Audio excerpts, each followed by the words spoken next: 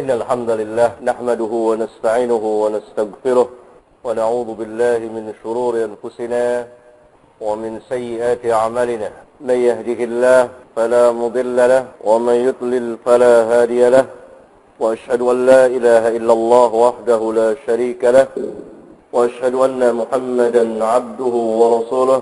Amma ba'd. Kitab yang akan kita bahas merupakan sebuah muqaddimah ilmiah tentang kaidah syarak agama antara sunnah dengan bid'ah. Muqaddimah kita tahu pengantar, pembuka jalan untuk melapangkan jalan kita, jalan kehidupan keagamaan kita yang kita telah yakini akan kebenarannya. Maka untuk melapangkan jalan kita, sehingga pertama kita mengerti betul, paham betul tentang al-Islam. Al-Islam yang dibawa oleh Rasulullah sallallahu alaihi wasallam, didakwakan dan diamalkan oleh beliau bersama para sahabat ridwanullah alaihim jami'an pada waktu itu, yang kemudian dilanjutkan oleh tabi'in, kemudian tabi'ut tabi'in dan seterusnya. Allah Subhanahu wa taala perintahkan kepada seluruh para nabi dan rasul untuk mendakwakannya, karena tidak ada satupun agama bagi para nabi dan rasul kecuali al-Islam. Yang kedua, agar kita dapat mengamalkan al-Islam sesuai dengan apa yang Allah Jalla wa'ala syariatkan melalui lisan nabinya yang mulia Muhammad sallallahu alaihi wasallam. Oleh kerana itu bahkan saya mengatakan pada saat ini, pada zaman kita hidup sekarang ini, wajib tiap muslim mempelajari kaidah agama agar perjalanan kehidupan keagamaannya lurus sesuai dengan dinul Islam, dan agar dia berjalan di siratal mustaqim, siratal ladzina an'amta alaihim, bukan ghairil maghdubi alaihim waladdallin. Kalau siratal mustaqim al-Islam, Siratal mustaqim Al-Quran, Al-Kitab dan Sunnah. Siratal mustaqim ketaatan kepada Allah dan Rasulnya. Siratal mustaqim huwa Nabi sallallahu alaihi wasallam wa Abu Bakr wa Umar. Sebagian ulama menafsirkan siratal mustaqim dia adalah Nabi sallallahu alaihi wasallam dan Abu Bakar dan Umar.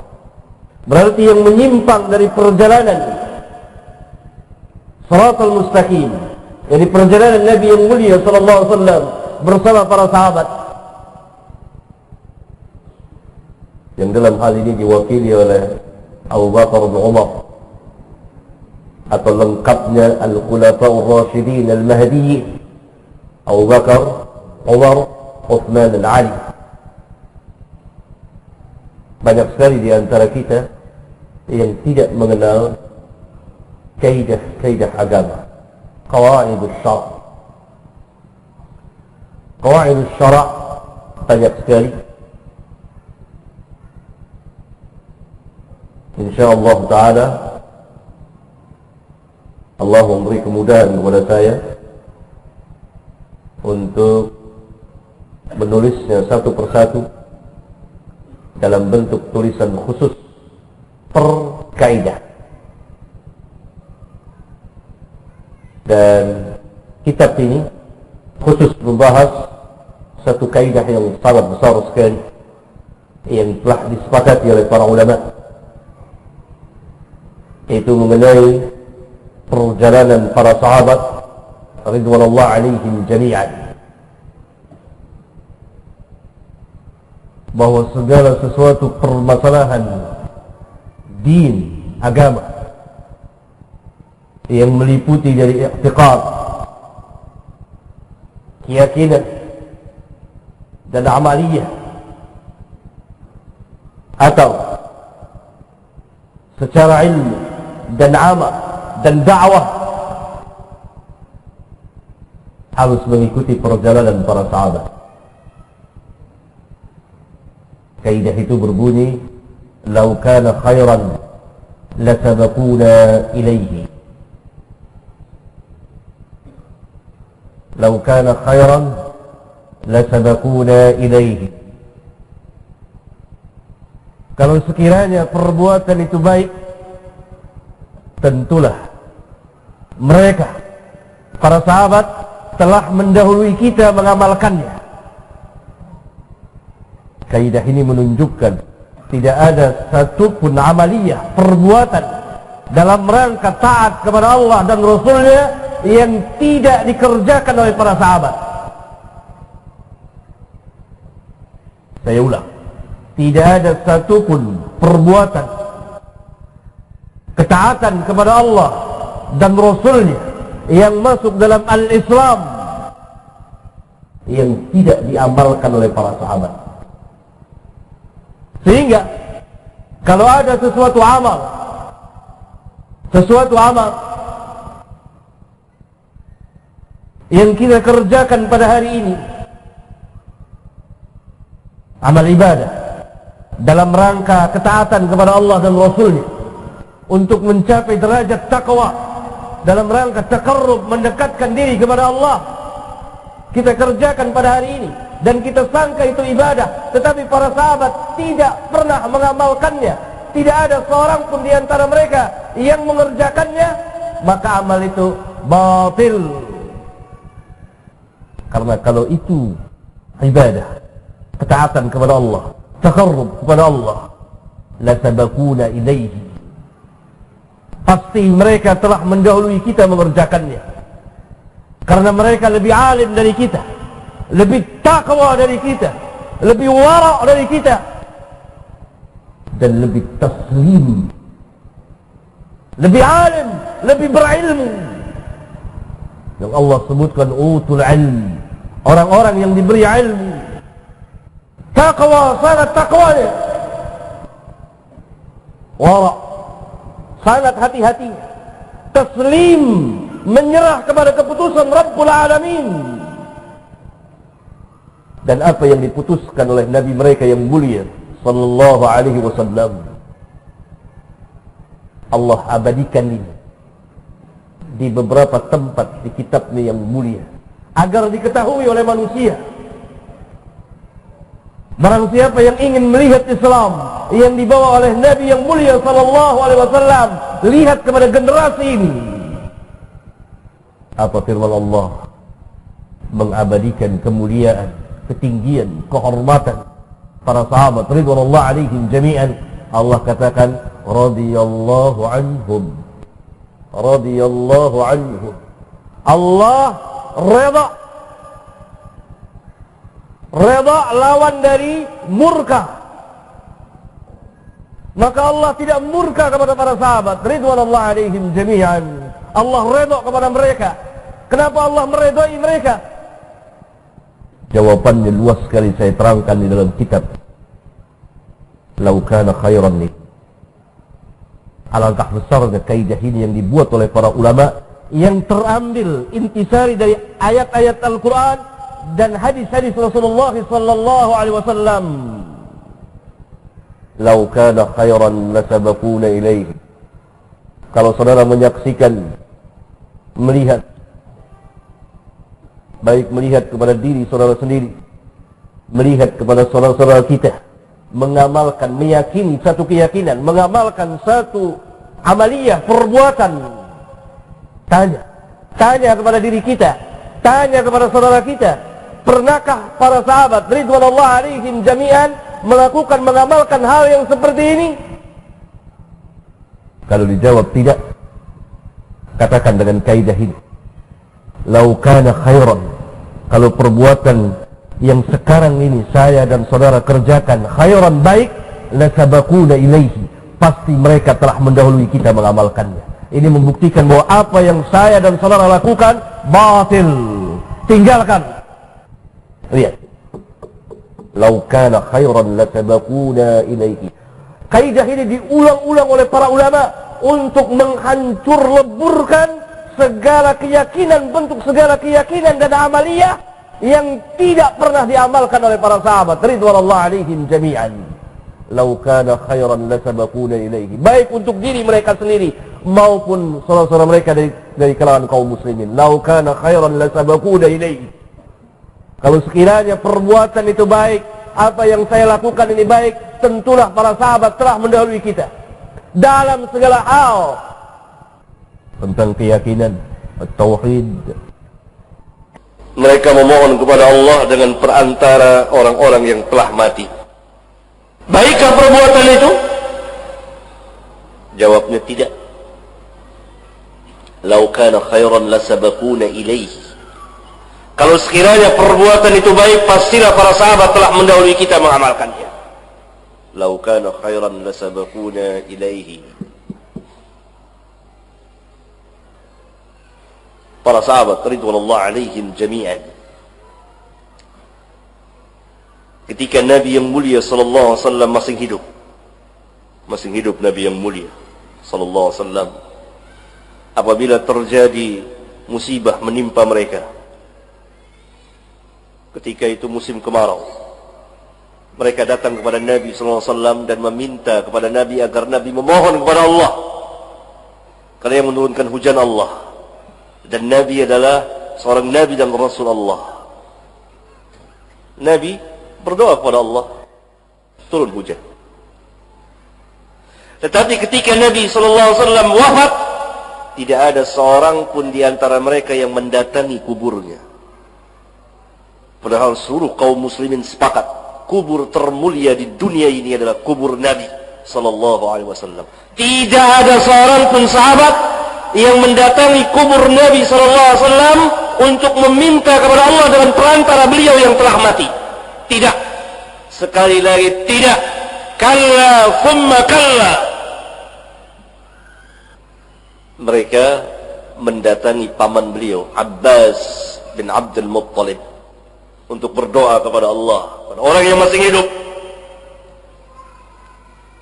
Ini khairan. Karena itu kaidah ini sering diulang-ulang oleh para ulama. Lau kana khairan lasabaquna ilaih. Semua perbuatan, kalau saudara menyaksikan, tanya, sahabat pernah mendahului kita mengamalkannya atau tidak? Kalau tidak, bacakan kaidah ini. Lau kana khairan lasabaquna ilaih. Peribadatannya bukan urusan duniawiyah. Kemajuan manusia dalam urusan duniawiyah berkembang sesuai dengan tingkat berpikir manusia. Dahulu, pada zaman sahabat tidak ada pengeras suara seperti ini. Tidak ada kamera, tidak ada lampu. Tapi pada zaman sahabat ada zikir. Pada zaman kita pun ada zikir. Cocokkan zikir kita dengan zikir para sahabat ridwanullah alaihim jami'an. Sifatnya, caranya, kaifiyahnya, kaidah ini. Tapi kita jangan sombong, tunduk pada Rabbul Alamin. Rabbi, Rabbi, tubtu ilaik, aku bertobat kepadamu ya Rabb. Kaidah ini. Karena segala perbuatan dia dihadapkan dengan kaidah ini. Lau kana khairan lasabaquna ilaihi. Ikhwan dan akhwat yang saya cintai dan saya muliakan, kitab ini terdiri dari beberapa pasal atau bab. Bab yang pertama menjawab pertanyaan, kenapakah kita wajib bermanhaj salaf ahlus sunnah wal jamaah secara ilmu dan amal, secara ilmu, amal dan dakwah. As-salaf menurut timbangan bahasa artinya adalah orang yang terlebih dahulu darimu atau mendahuluimu di dalam umur dan keimanan dan keutamaan. Ini secara lugawiyah atau bahasa. As-salaf, setiap orang yang datang terlebih dahulu dari kita, mendahului kita, baik umur, keutamaan dan keimanan dan kebaikan, dia telah mendahului kita. As-salaf menurut istilah as-salaf, sahabat. Kenapa? Karena sahabat yang lebih dahulu, yang pertama-tama orang-orang yang beriman kepada Nabi yang mulia sallallahu alaihi wasallam. As-salaf. Kemudian diikuti oleh generasi yang kedua tabi'in dan tabi'ut tabi'in. Tidak ada khilaf, perselisihan di antara para ulama seluruhnya. Wajibnya setiap muslim bermanhaj dengan manhaj salaf ahlus sunnah wal jamaah.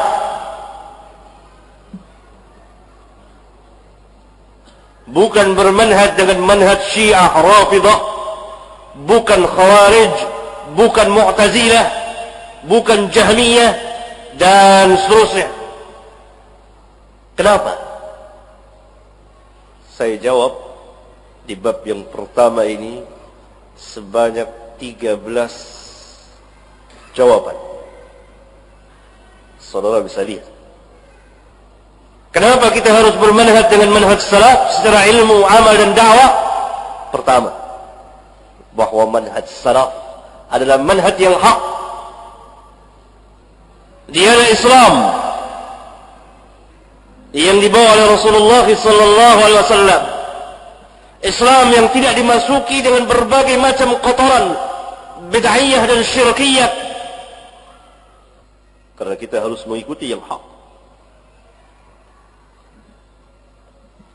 Soal, timbul pertanyaan. Apakah selain dari Ahlus Sunnah dia telah keluar dari Islam? Jawabnya tidak. Kecuali kalau kesesatannya telah mencapai tingkat kekufuran yang menyebabkan dia keluar dari Islam. Setelah dia mengetahui, setelah ditegakkan hujjah kepadanya, setelah diberitahukan kepadanya, setelah dia memiliki ilmu, setelah dia paham manhaj salaf. Saudara tahu manhaj sikap atau cara beragama seseorang.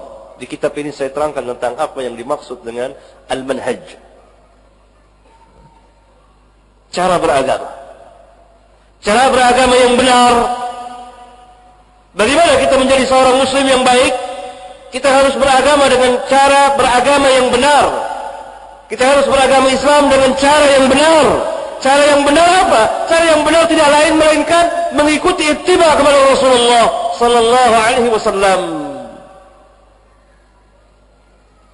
Ittiba, mengikuti Rasulullah sallallahu alaihi wasallam.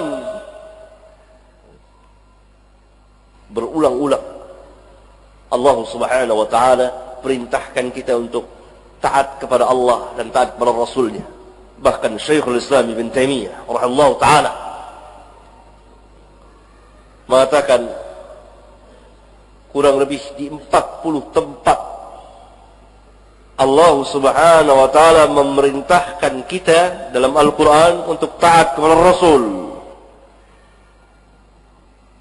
Orang yang paling mengikuti Rasulullah sallallahu alaihi wasallam tidak lain melainkan para sahabat.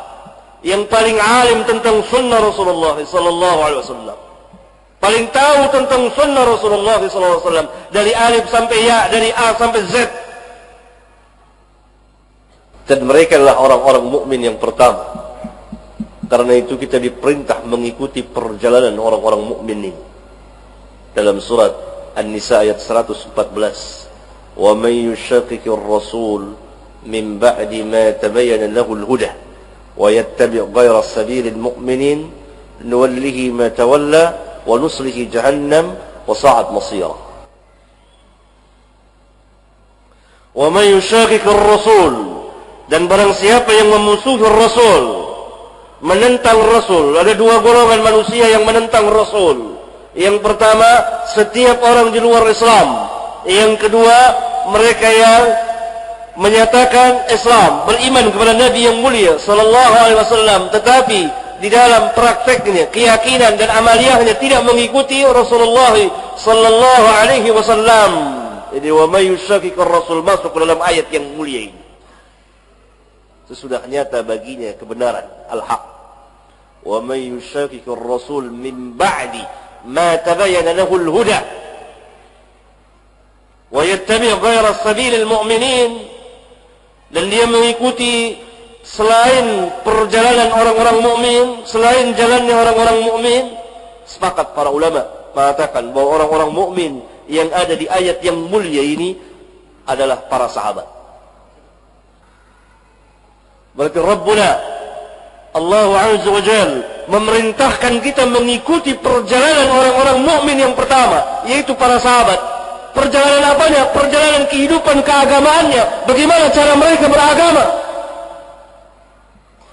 Karena itu Allah Subhanahu wa taala tidak mencukupi sampai wa may yushaqiqir rasul min ba'di ma tabayyana lahul huda nuwallihi ma tawalla. Tidak. Langsung Allah mengiringi wa yattabi' ghayra sabilil mu'minin nuwallihi ma tawalla. Kami palingkan dia kemana dia berpaling. Karena itu benarlah apa yang dikatakan ulama tadi. Karena apa? Berdasarkan firman Allah tadi, nuwallihi ma tawalla. Karena kalau mereka tidak bermanhaj cara beragamanya, tidak mengikuti cara beragama para sahabat, pasti mereka akan mengikuti cara beragama yang selain dari para sahabat. Maka itu batil. Karena Rabbuna syaratkan wa yattabi' ghayra sabilil mu'minin. Tidak boleh menentang Rasul, harus mengikuti Rasul, wajib mengikuti Rasul, dan wajib mengikuti perjalanan orang-orang mukmin. Kalau tidak, maka dia termasuk orang-orang yang menentang Rasul dan menyimpang dari perjalanan orang-orang mukminin. Sabilul mu'minin nuwallihi ma tawalla. Sepakat seluruh, saya tidak menemukan adanya perselisihan di antara ulama Ahlus Sunnah wal Jamaah. Selain dari manhaj sahabat, karena berdasarkan ayat yang mulia dan ayat-ayat yang lain, nuwallihi ma tawalla. Ini sebesar-besar dalil yang menjelaskan kepada kita kebenaran manhaj cara beragamanya para sahabat radhiyallahu alaihim jami'an. Karena itu dibuatlah kaidah ini, "Lau kana khairan lasabaquna ilaihi." Karena kewajiban kita mengikuti perjalanan orang-orang mukmin. Dan ancaman yang syadid, ancaman yang keras, ancaman yang sangat mengerikan. Apa? Unuslihi jahannam wa sa'at masir. Kami akan masukkan dia ke dalam jahannam, dan jahannam adalah seburuk-buruk tempat kembali. Wal'iyadhu billah. Nas'alullah al-afiyata fid dunya wal akhirah. Ya. Yang kedua, kenapa kita harus bermanhaj? Bahwa asal terbitnya segala bentuk kesesatan di dalam beragama karena kejahilan, kebodohan, ketidaktahuan, dan penyimpangan dari manhaj yang hak ini. Jadi siapa saja yang menyimpang dari manhaj yang hak ini, pasti dia akan menempuh menjalani dua hal: kebodohan dan penyimpangan, kesesatan. Oleh karena itu yang ketiga, ada dua hal, dua perkara yang hilang atau hampir hilang dari dada-dada kaum muslimin, khususnya pada zaman kita hidup sekarang ini. Kebanyakan dari mereka tidak mengenal manhaj para sahabat, cara beragamanya para sahabat. Bagaimana cara para sahabat beribadah itu? Tidak keluar dari sunnah Nabi yang mulia sallallahu alaihi wasallam. Saya ambil contoh yang sangat menarik, ringan. Seorang bersin, bangkis, lalu dia mengucapkan selawat dan mengucapkan alhamdulillah. Padahal yang diajarkan oleh Nabi yang mulia sallallahu alaihi wasallam hanya tahmid, alhamdulillah. Kalau kita bangkis, bersin, sunat kita mengucapkan alhamdulillah.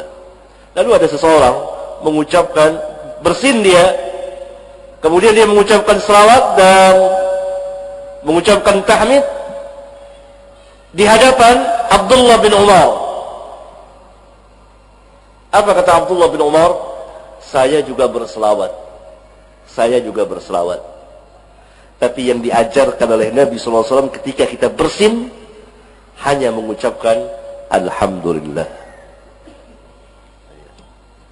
Para sahabat ahli berselawat, lisannya basah dengan berselawat, karena mereka meriwayatkan hadis. Orang yang paling banyak berselawat kepada Nabi sallallahu alaihi wasallam ahli hadis, dan para sahabat orang yang paling paham tentang hadis. Mereka yang menyampaikan kepada kita tidak lewat nama Nabi, melainkan mereka berselawat sallallahu alaihi wasallam. Basah lisan mereka untuk berselawat kepada Nabi yang mulia sallallahu alaihi wasallam. Tadi kata Abdullah bin Umar. Maka itu Abdullah bin Umar mengatakan, saya juga berselawat. Maksudnya bukan antum saja yang berselawat, saya berselawat. Saya tahu tentang selawat. Tetapi Nabi sallallahu alaihi wasallam tidak mengajarkan bersin Allahumma salli ala Muhammad alhamdulillah, atau alhamdulillah Allahumma salli ala Muhammad. Para sahabat berzikir, menangis di malam hari. Di sampingnya istrinya tidak tahu dia menangis. Mereka orang-orang yang banyak menangis. Nabi yang mulia sallallahu alaihi wasallam meminta kepada Ibnu Mas'ud untuk baca Quran. Lewat satu ayat beliau nangis beliau. Sering dijumpai para sahabat menangis sendiri, dia menangis. Orang takut kepada Allah tabaraka wa taala. Sampai Umar bin Khattab yang kata Nabi sallallahu alaihi wasallam, Umar fil jannah, bertanya kepada Hudzaifah, Nabi SAW sebut saya tidak dalam kelompok orang-orang munafikun. Takutnya. Ya subhanallah. Utsman bin Affan, yang kata Nabi, Utsman bin Affan fil jannah, dalam surga, dari masa hidupnya. Ketika cerita tentang kubur nangis, sedih, sendirian. Keluar, kata rawi hadis, keluar air matanya mengalir di janggutnya. Nangis. Banyak cerita tentang para sahabat.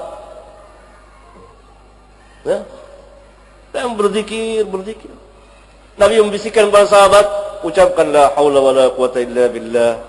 Ajarkan zikir ini. Mereka berzikir. Ahli zikir.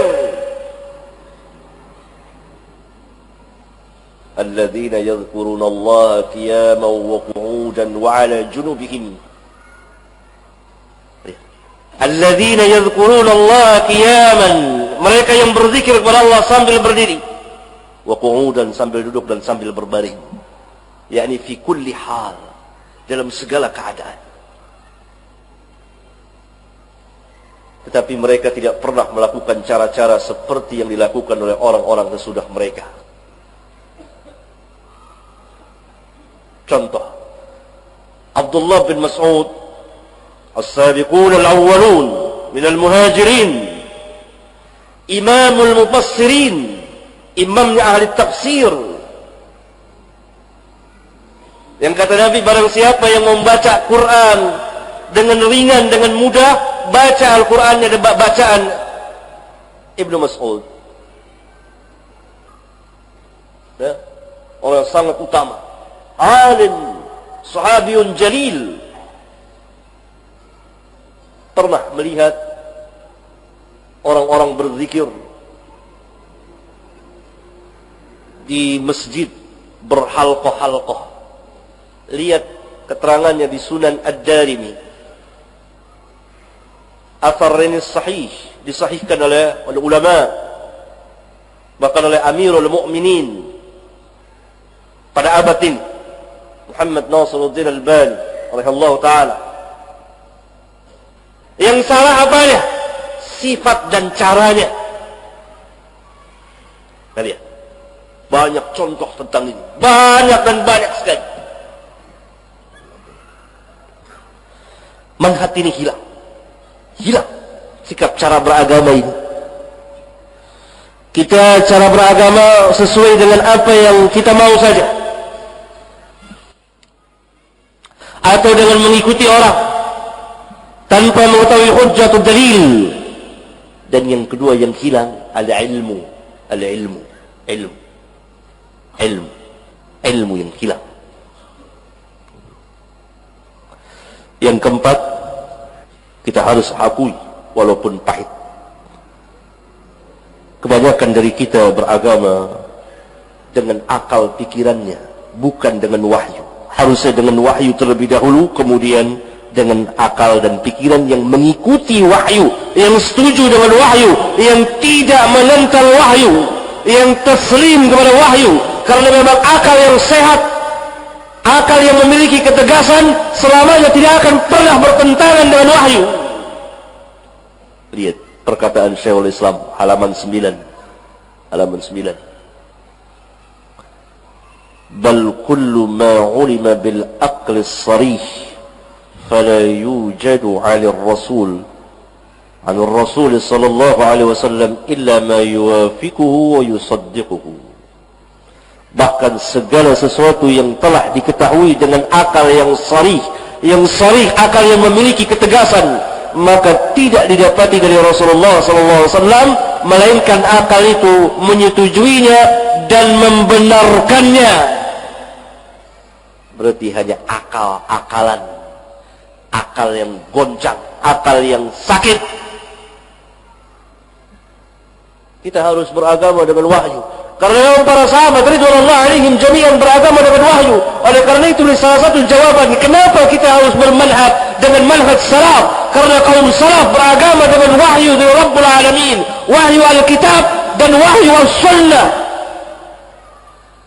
Tidak ada yang keluar dari wahyu.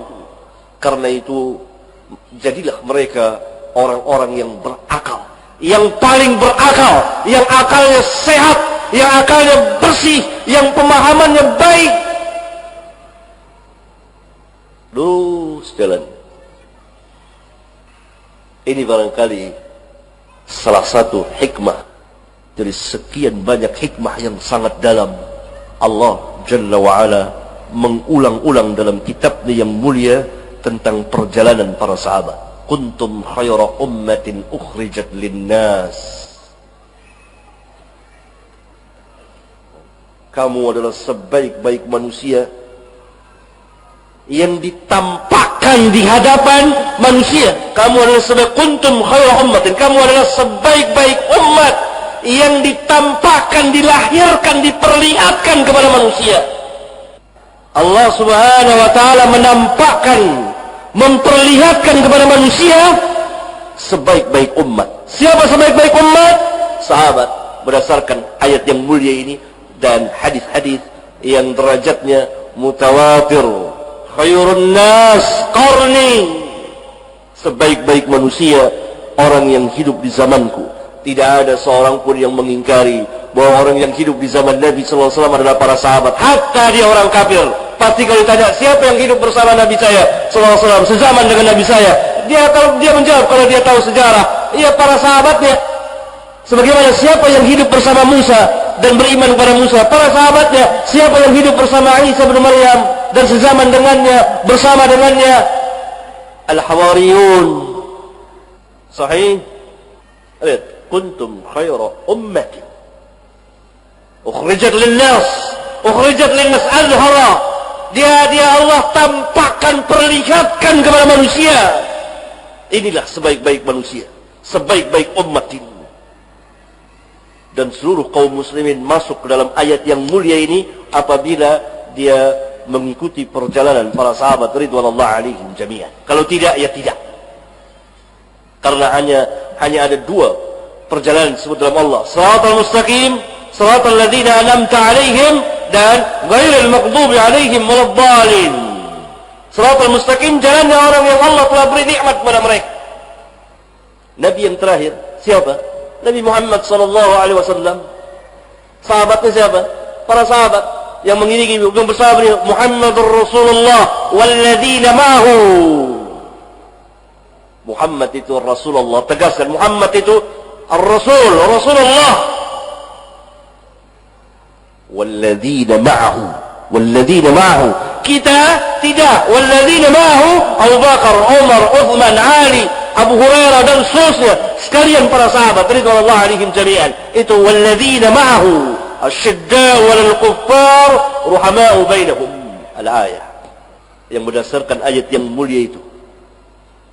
Al-Imam Malik, Imam Darul Hijrah, beristinbat, mengeluarkan hukum dari ayat yang mulia, liyaghiru bihimul kuffar keberadaan para sahabat itu membuat marah orang-orang kufar. Maka apa kata Imam Malik? Man ghadha as-sahabah faqad kafara.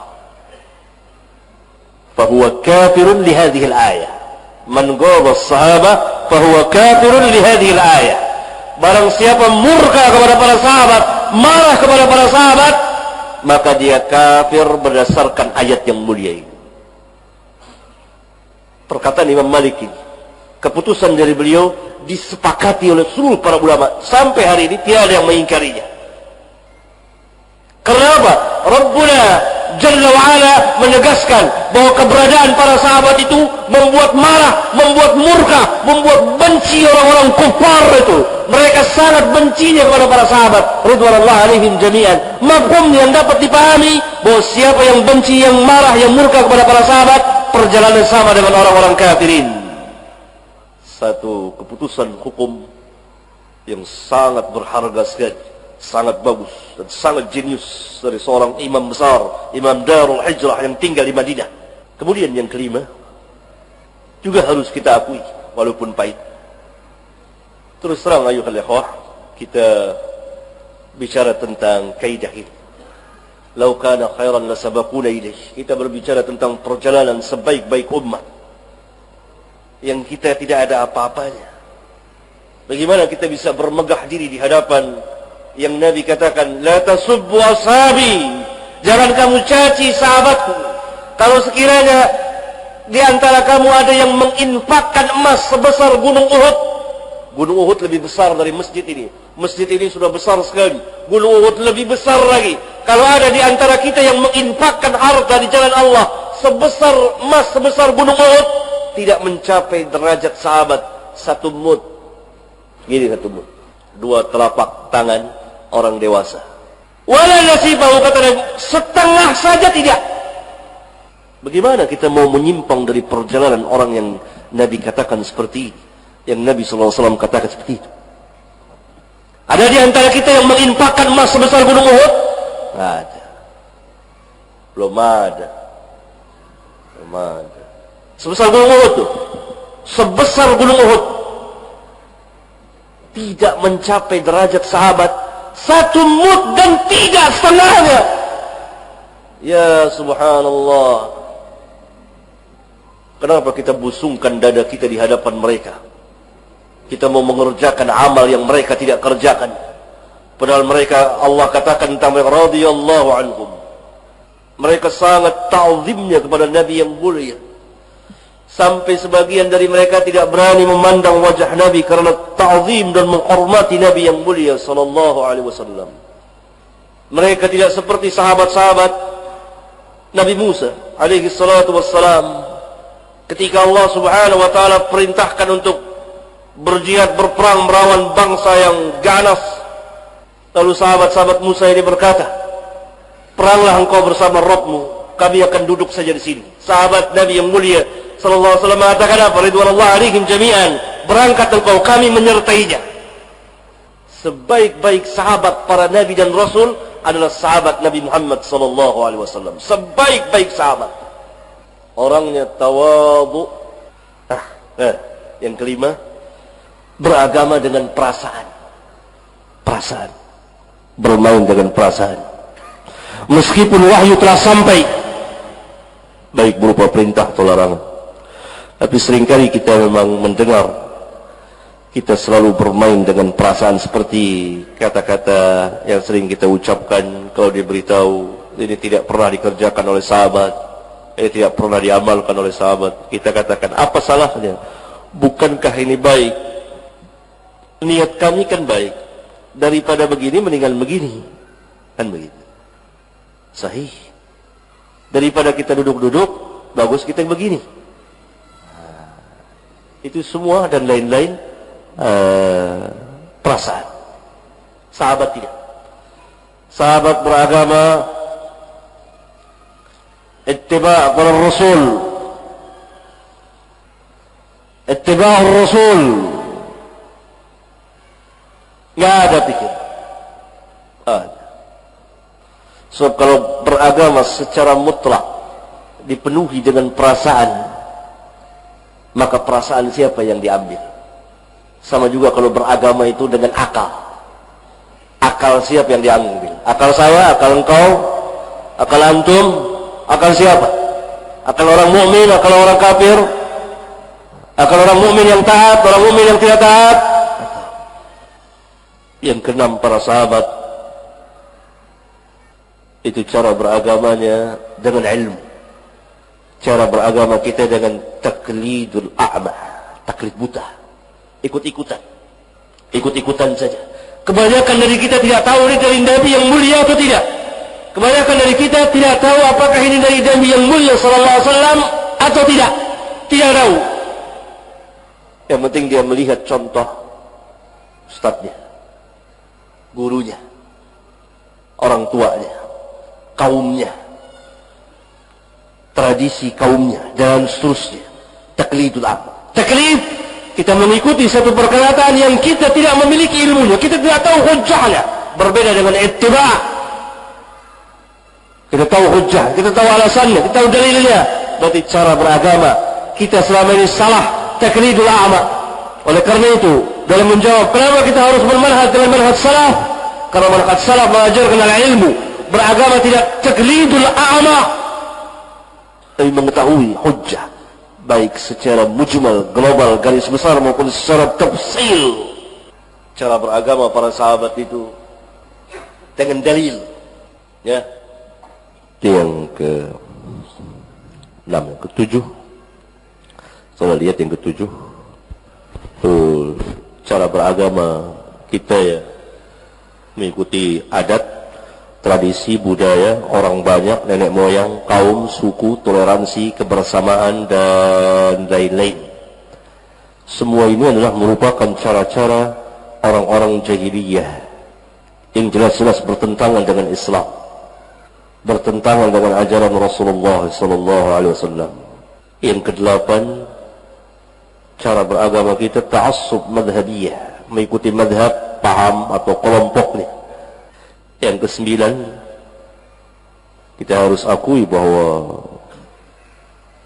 beragama, cara beragama kita dengan berbagai macam kesyirikan. Saya berikan contohnya tadi. Harusnya kita bertauhid dan jadi muwahhid, orang yang bertauhid, yang mentauhidkan Allah. Karena dakwah seluruh para nabi dan rasul at-tauhid dalam segala hal.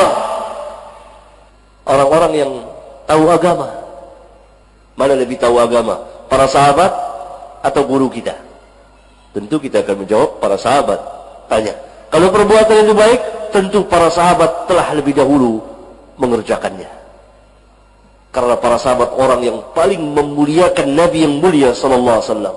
Sehingga dalam satu riwayat yang dikeluarkan oleh Imam Al-Bukhari di kitab sahihnya, di bagian Kitabus Syurut, masing dalam pembicaraan mengenai Kitabul Buyu', tentang tentang hadis yang berbicara tentang perjanjian Hudaybiyah, para sahabat ridwanullah alaihim jami'an ingin mempertontonkan kepada orang-orang kafirin yang waktu itu diwakili oleh seorang utusan dari orang kafir Quraisy. Mempertontonkan apa? Bagaimana mereka memuliakan, membesarkan, menghormati, meninggikan Nabi yang mulia sallallahu alaihi wasallam. Ini merupakan as-siyasah syar'iyyah. Tidak Nabi meludah dengan satu ludah, tidak Nabi meriak dengan satu riak, melainkan jatuh di telapak tangan mereka, dipertontonkan oleh para sahabat ridwanullah alaihim jami'an. Bagaimana mereka memuliakan Nabi mereka, sehingga utusan orang Quraisy itu mengatakan kepada kaum Quraisy, saya ini udah berkeliling kemana-mana ke tempat raja-raja di dunia ini. Saya datang ke Kaisar Heraklius, saya datang ke Kisra, saya datang ke Najasyi. Saya belum pernah lihat raja-raja itu dihormati, dibesarkan sebagaimana Muhammad sallallahu alaihi wasallam diagungkan, dibesarkan oleh para sahabatnya. Persaksian besar dari seorang kafir Quraisy yang kemudian masuk Islam. Ada kita mempertontonkan kepada orang-orang kafirin bagaimana kita mengagungkan Nabi yang mulia, menghormati Nabi yang mulia, meninggikan Nabi yang mulia, tetapi dengan cara-cara syar'iyyah. Para sahabat tidak. Mereka tidak sujud kepada Nabi sallallahu alaihi wasallam. Bahkan ada orang mau sujud kepada Nabi seperti Muaz bin Jabal ketika pulang dari negeri-negeri melihat dari luar negeri dan mereka melihat bahwa rakyat sujud kepada rajanya, maka kata Muaz bin Jabal, engkau lebih berhak, kami sujud kepadamu. Begitu sujud dilarang. Nabi sallallahu alaihi wasallam, jangan. Kalau boleh aku perintahkan manusia sujud kepada manusia, akan aku perintahkan istri sujud kepada suami. Ya. Secara cara-cara syariah. Kita tidak syariah. Ya subhanallah. Lihat para sahabat mempertontonkan. Saksikan. Begini kami memuliakan Nabi kami yang mulia. Ini as-siyasah syariah. Gemetar orang kufar itu. Sehingga utusan itu mengatakan kepada pembesar-pembesar Quraisy, saya ini sudah berkeliling ke tempat raja-raja di dunia. Saya datang kepada Heraklius, saya datang kepada Kisra, saya datang kepada Najasyi. Saya belum pernah melihat raja-raja itu dihormati, diagungkan sebagaimana Muhammad sallallahu alaihi wasallam diagungkan oleh para sahabat, dibesarkan. Tidak jatuh satupun riak ke tanah, mereka ditadahkan. Kejadian hanya sekali itu untuk mempertontonkan, memperlihatkan begini sikap kami kepada Nabi kami yang mulia sallallahu alaihi wasallam. Bagaimana dengan kita sekarang ini?